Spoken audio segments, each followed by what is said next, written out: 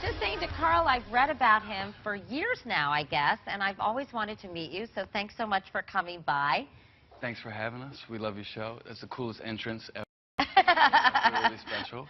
Well, I've got to say, you do not look like your average pastor, Carl. I've never heard that before. Yeah, I bet you haven't.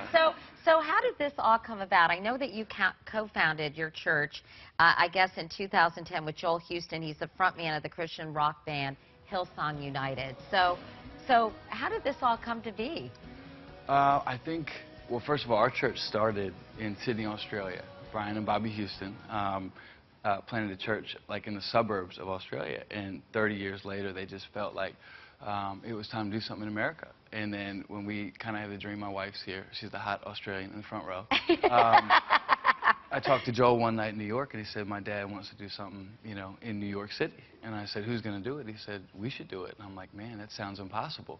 Let's give it a shot. And that's kind of as simple as the story is. Right? And it's grown, I mean, tremendously in the last 3 years. You have something like, I know you have rolling services. Is that the right way to describe it? Why don't you come and check it out? I want to. Okay. I really do want to come and check it out. But I understand you get 6,000 people every weekend coming to your services. I don't know if it's that many, but we got a good number of people. It's fun. Yeah. And it's a Pentecostal church. So when I think of Pentecostal churches, Carl, I immediately think people are standing up and speaking in tongues. Everything weird is what you normally think. I do. So can you explain exactly what your Pentecostal church specifically is all about?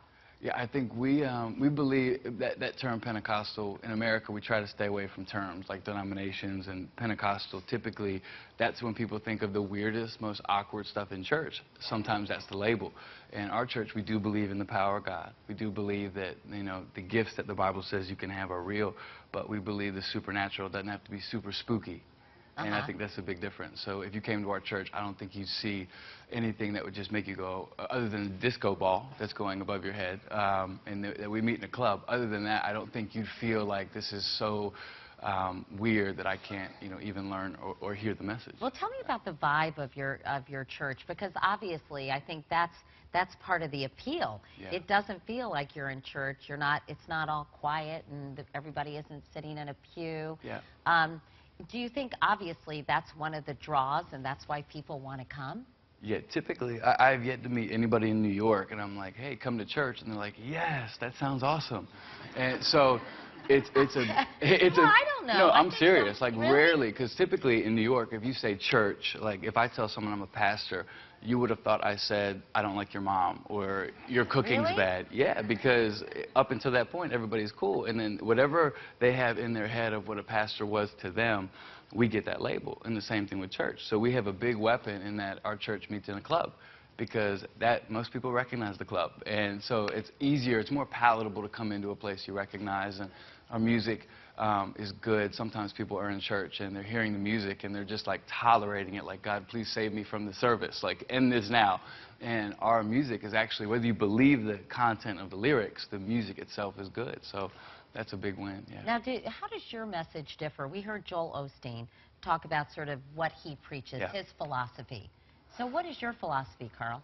Well, first of all, I love Joel, and I'm thankful for men like him who have paved the way for younger guys like me to have an opportunity to do what we do.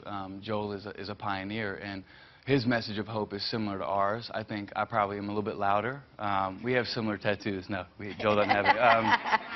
I think we both believe that Jesus can change your life, and even though it says modern religion, I don't think we're religious. I think we promote a relationship with God. Like, religion is something that you do because you have to. We believe a relationship with Jesus is something you choose to do. Like, we want to be in church. No one's making us be there. This isn't something that, you know, your mom said, hey, you have to be a Christian or you have to be this. We believe you can actually have a relationship with God, and it's pretty special. And how do you feel about sort of the tolerance issue that I was talking to Joel about? I mean, do you guys have positions on, say, gay marriage and things like that? We have a stance on love, and everything else we have conversations. So what does that mean? Exactly that. Often people want you to make these big statements about things, and I don't believe it's fair. I don't think a public forum is always the best place to talk about something that's so sensitive and important to so many, because a public forum, there's no discussion there. And everybody's situation is unique. So I've been with some people who will be like, make a statement about this, and I'll say, why? I'd rather have a conversation with that person, because if I make a statement publicly, there's no discussion, there's no explanation, there's just this comment, and we want just to play devil's advocate, I mean, do you feel like that's hard for you because you're so sweet. But do you feel like, you know, you have a moral imperative to speak publicly about some of these more controversial issues? No, because we try to be like Jesus. Very rarely did Jesus ever talk about morality or social issues. He was about the deeper things of the heart. And often people want to talk about behavior modification. Our church isn't about that. You can get behavior modification doing yoga or going to a karaoke thing. You can change a little bit about you. We're about soul transformation. So you start talking about some of the symptomatic stuff, that's not what we're about. We're about talking to people about their heart and their condition of their soul. And some of that stuff outworks itself, but we're not trying to change anybody because we can't.